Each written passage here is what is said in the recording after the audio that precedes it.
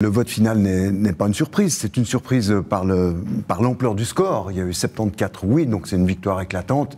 Cela dit, il n'y avait pas beaucoup de suspense à partir du moment où, il y a quelques années, en décembre 2020, le conseil communal avait accordé un crédit d'études de 4 millions.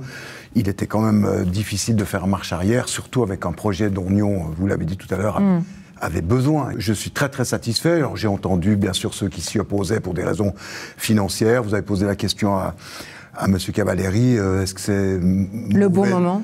Est-ce que c'est le bon moment? Est-ce que c'est mauvais pour une ville d'être endetté? Moi, je vous réponds la chose suivante. Chaque franc dépensé pour le sport, pour l'encouragement de la pratique sportive, est un bon investissement.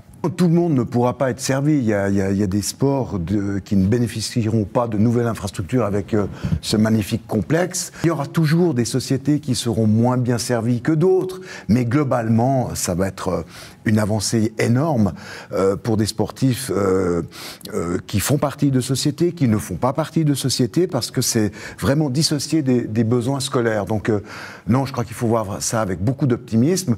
Ce qui comptera, bien sûr, c'est que ce centre multisport ne soit pas un gouffre à millions dans l'exploitation. Donc il faudra être inventif, il faudra faire tourner ce centre multisport, mais je suis extrêmement confiant.